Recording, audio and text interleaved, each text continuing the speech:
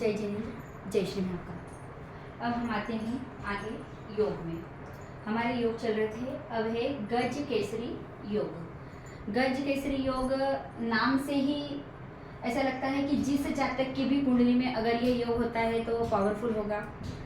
लेकिन मैंने आगे की वीडियो में भी यही बताया है कि योग कैसा भी हो वह जब तक पावरफुल नहीं होता, जब तक कि वह कुंडली में उसकी जो प्लेस है वो कैसी है और उसकी प्लेसमेंट कैसी है, इन दोनों को देख कर ही किसी योग का निर्णय कर सकते हैं।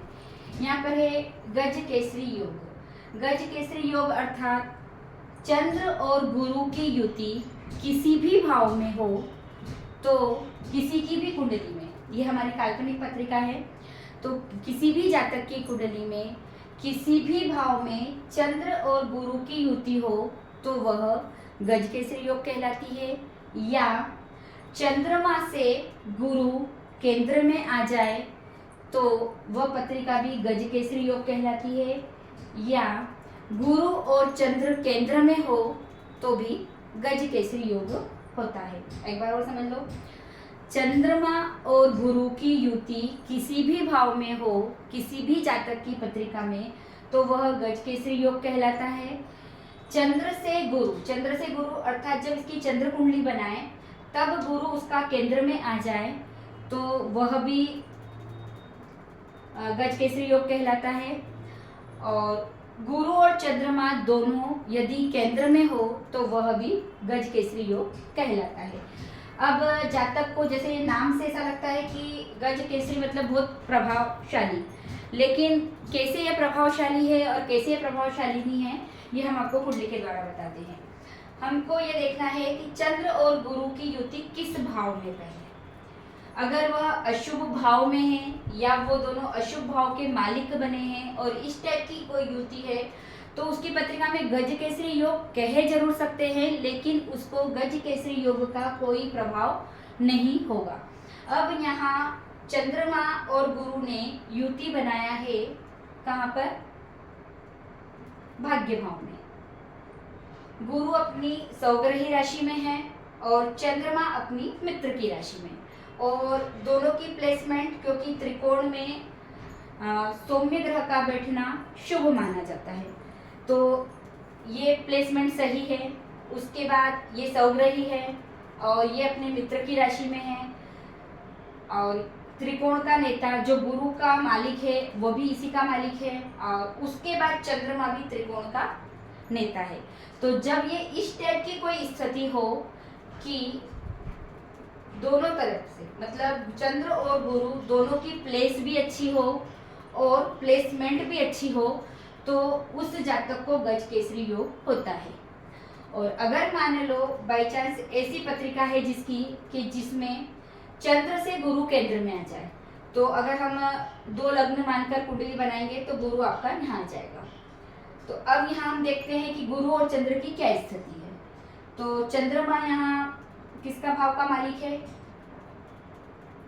द्वितीय भाव का मालिक है, और द्वितीय भाव का मालिक जब चंद्रमा या सूर्य होते हैं तो वो जहाँ विराजित होते हैं उसके अनुसार फल करते हैं।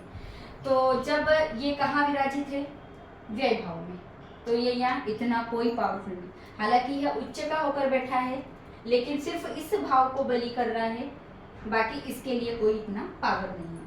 अब गुरु की स्थिति देख लेते हैं। गुरु हमारा दशम का मालिक है और सप्तम का मालिक है, तो दशम और सप्तम का मालिक भी कोई पावरफुल भाव नहीं है, और बैठा गुरु कहाँ, त्रिशदाय में, तो कहेंगे हम कि इस जातक को भी गज केसरी योग है, लेकिन वह कोई प्रभावशाली नहीं, वह प्रभावहीन है, तो यही योग दोष में बदल गया। उसके बाद हम इस तीसरी कुंडली से समझ लेते हैं। गुरु और चंद्रमा केंद्र में आ जाए तो गुरु चंद्रमा कहाँ है, यहाँ सप्तम का मालिक और इसी की राशि में बैठ गया है, और गुरु मालिक कहाँ का है, व्यय भाव का और त्रिशदाय का, और यहाँ नीच का होकर विराजित है। बस बैठना इसका सही स्थिति है पर नीच का होकर विराजित है, तो यहाँ पर भी इसकी कोई स्थिति सही नहीं है, मतलब ये यहाँ इसकी स्थिति प्रभावशाली है, ये प्रभावहीन है, और ये 75 से भी ज्यादा प्रभावहीन, मात्र सिर्फ एक गुरु यहाँ बैठा है और चंद्रमा यहीं का मालिक होकर यही विराजित है। तो वो थोड़ा प्रभावशाली है, लेकिन पूरा प्रभावहीन है, ज्यादा प्रभावशाली नहीं है। तो आपको तीनों कुंडली से अब मान लो बाई चांस ये वाला गुरु और चंद्र ऐसे होते, इस भाव में अपनी युति बना लेते। यहाँ ये प्रभावशाली मैंने 100% कहा था, 100%, लेकिन यहाँ से भी थोड़ा गया है, तो एकदम 100% तो नहीं बोल सकते हैं, लेकिन यहाँ इससे बेटर है। इससे क्यों बेटर है? क्योंकि ये दोनों कहाँ विराजित है? त्रिशडाय में विराजित है। तो इनकी स्थिति कहाँ आ रही है? त्रिशडाय में ये दोनों संबंध बना रहे, युति संबंध, दोनों इस भाव में विराजित। तो जितना यहाँ प्रभावशाली था उससे कम ये यहाँ प्रभावशाली हो गया। तो ये आप कैसे, कहाँ के मालिक हैं, कैसे विराजित हैं, उसके अनुसार ही हम गज केसरी योग का बता सकते हैं। तो जिसकी भी कुंडली में ये इस टाइप से अगर कोई योग बनता है तो जरूरी नहीं है कि वो गज केसरी योग है तो वो प्रभावशीली होगा या प्रभावहीन ही होगा।